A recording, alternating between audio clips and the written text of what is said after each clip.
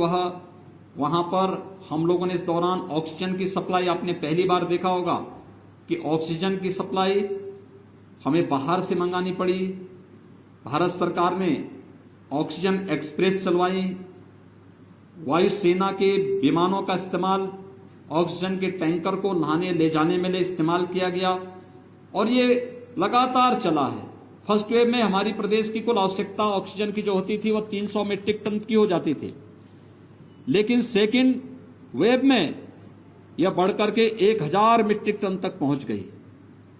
हम लोगों ने लगातार इस कार्रवाई को आगे बढ़ाया है, लेकिन साथ साथ हर जनपद ऑक्सीजन में आत्मनिर्भर हो सके, इसके लिए भी आदरणीय प्रधानमंत्री जी के मार्गदर्शन में एक कार्रवाई प्रारंभ हुई और अब प्रदेश के अंदर हम लोग इस समय 300 से अधिक ऑक्सीजन प्लांट लगाने की कार्रवाई को आगे बढ़ा चुके हैं। मुझे ये कहते हुए प्रसन्नता है कि आपकी मुजफ्फरनगर में भी 6 ऐसे प्लांट लगने जा रहे हैं जो यहां पर 4 पहले से थे, उनकी क्षमता कम थी, 6 नए प्रस्तावित किए गए हैं जिनको हम यहां पर लगाने जा रहे हैं। हम लोगों ने वर्तमान में जो एक आशंका व्यक्त की जा रही है कि गांवों में इन्फेक्शन बहुत ज्यादा फैल चुका है, राज्य सरकार उसके प्रति पूरी सतर्क है। 5 मई से ही हमारी गांव-गांव में घर घर सर्वे का काम चल रहा है। हमारी निगरानी समिति स्क्रीनिंग का काम करती है। स्क्रीनिंग के बाद लक्षण युक्त और हर संदिग्ध व्यक्ति को मेडिकल किट उपलब्ध करा रही है।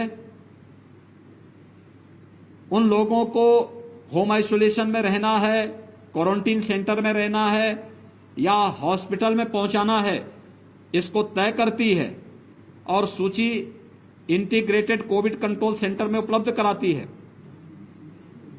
ICCC से 24 घंटे के अंदर रैपिड रिस्पांस टीम उस गांव में पहुंच करके एंटीजन टेस्ट कराती है।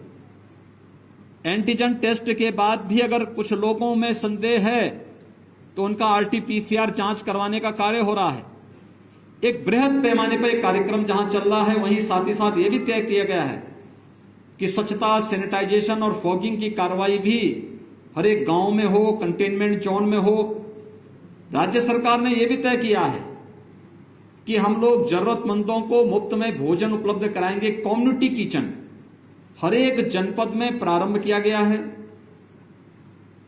शासन स्तर पर 71 जनपदों में स्वयं चल रहा है, शेष 4 जनपदों में स्वयंसेवी संस्थाएं संचालित कर रही हैं, लेकिन राज्य सरकार उसको सपोर्ट कर रही है।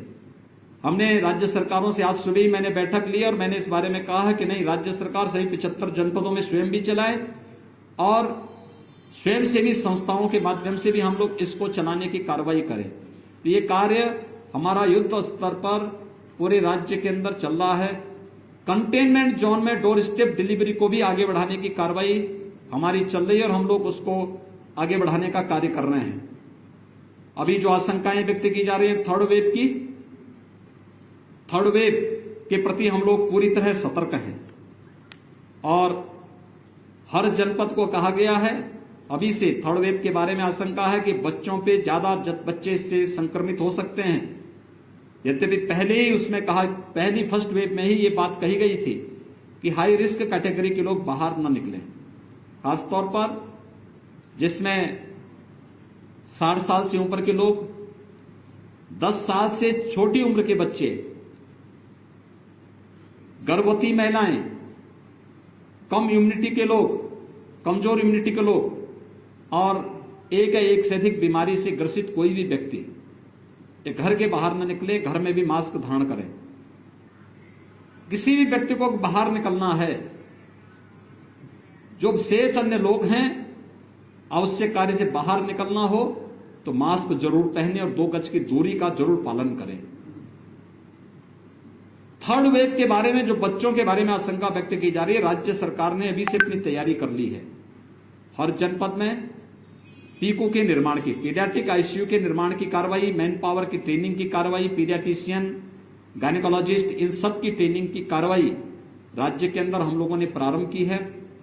ब्लैक फंगस की भी एक पोस्ट कोविड पेशेंट में ब्लैक फंगस की एक नई चैलेंज हमारे सामने आई है कुछ मामले प्रदेश के अंदर आए हैं, उनके उपचार की व्यवस्था की जा रही है। एक एडवाइजरी पूरे प्रदेश के अंदर जारी की गई है कि ब्लैक फंगस के अलावा पोस्ट कोविड कोई भी ऐसी समस्या देखने को मिलती किसी पेशेंट में तो उनके लिए एक अलग वार्ड बना करके उनके मुफ्त में उपचार की व्यवस्था प्रत्येक जनपद में प्रारंभ की जाए, जिससे हर एक व्यक्ति की जान हमारे लिए महत्वपूर्ण है, उसको बचाया जा सके और हर एक व्यक्ति को के जीवन को बचा करके हम लोग उसकी ऊर्जा का उपयोग समाज के लिए और राष्ट्र के लिए कर सकें। आप सबसे मेरी अपील है, राज्य सरकार ने अपने स्तर पर जो कार्रवाई की है, केंद्र सरकार जो कार्रवाई कर रही है, खासतौर पर केंद्र सरकार ने हर एक गरीब को 5 किलो यूनिट यानी पर यूनिट 5 किलो खाद्यान्न उपलब्ध करवाने की कार्रवाई शुरू की है। प्रदेश के अंदर 20 मई से खाद्यान्न वितरण होगा।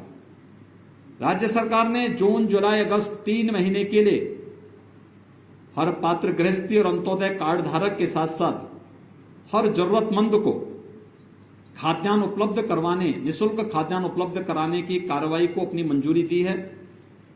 इसके साथ ही जो डेली कमाने वाले लोग हैं, श्रमिक हैं, स्ट्रीट वेंडर हैं, माली है, कुली है, पलेदार है, नाव है, धोबी है, मोची है, इन सभी लोगों को 1000 रुपये का भरण पोषण भत्ता भी प्रदेश सरकार ने अपनी स्वीकृति दी है।